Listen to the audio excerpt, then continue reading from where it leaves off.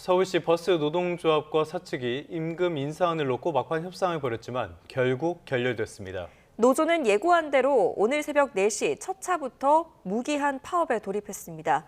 자세한 내용 현장에 나가 있는 취재기자 연결해서 알아보겠습니다. 이형원 기자, 서울시버스 노조가 전면 파업에 들어간 거죠? 네, 저는 서울시청 근처에 있는 버스 정류장에 나와 있습니다. 이른 아침이다 보니 아직 어둑어둑한데요. 이 출근을 준비하고 계시거나 출근길에 이미 나선 시민이라면 이 버스가 아닌 지하철을 타러 가셔야겠습니다. 이 서울 시내버스가 오늘 새벽 4시 첫 차부터 멈춰섰기 때문인데요.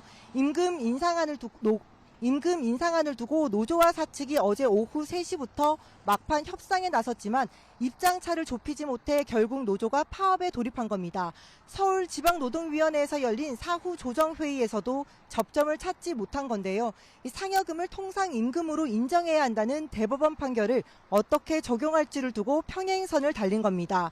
구체적으로 사측은 상여금을 기본급에 포함하는 임금 체계 개편을 전제로 임금 10.3% 인상을 제시했습니다. 이때 기준이 되는 근로시간을 209시간으로 계산한 만큼 이 노조가 주장하는 176시간대로 동아운수 관련 대법원 최종 판단이 나오면 소급 적용하겠다고 제안했습니다. 이에 대해 노조는 통상임금 판결을 반영한 체불 임금 문제는 이번 협상에서 빼고 임금 체계 개편 없는 3% 인상과 정년 연장 등 근로조건 개선을 요구했습니다. 하지만 사측은 임금 3% 인상 이후 통상임금을 반영하게 되면 사실상 20% 가까이 임금이 오르게 돼 받을 수 없는 제한이라고 맞섰습니다. 이에 조정위원들이 통상임금 문제는 소송으로 해결하고 우선 임금 0.5% 인상을 조정안으로 제시했는데요.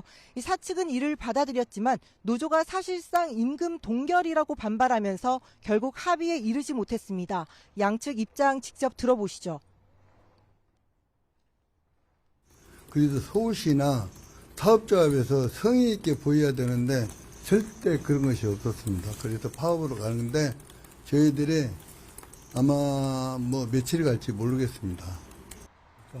좀 최대한 지방 수준, 지자체 수준, 오히려 그것보다도 더 좋은 안을 제시했음에도 불구하고 이 부분이 결렬된 거에 대해서는 저희도 너무 좀 당황스럽고 좀 황당할 따름이고요.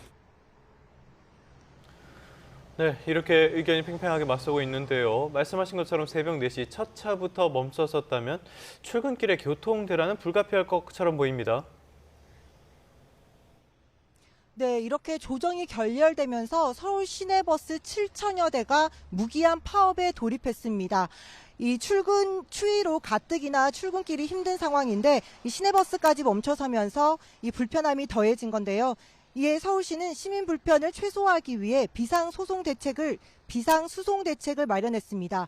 파업이 끝날 때까지 대체 교통수단을 투입한다는 방침인데요. 우선 지하철은 출퇴근 혼잡 시간대를 1시간씩 연장해 열차 투입을 늘려 79차례 더 운행하고 막차 시간도 종착역 기준으로 기존 새벽 1시에서 2시로 늦춰 93차례 더 운행합니다. 또 서울 25개 자치구와 함께 지하철역까지 갈 수 있는 무료 셔틀버스를 운행합니다. 시는 할 수 있는 모든 교통수단을 동원해 시민 불편을 줄이겠다고 강조했는데요. 그러면서 버스 노조를 향해서는 시민을 생각해 현장에 빨리 복귀해달라고 요청했습니다. 이 노사는 아직 추가 교섭 일정을 잡지 않은 상황인데요. 이 노조가 무기한 파업을 선언한 만큼 앞으로 사측과 물밑 협상을 통해 합의안을 이끌어낼 때까지 시민 불편은 계속될 수밖에 없습니다. 지금까지 서울시청 근처 버스 정류장에서 YTN 이영원입니다.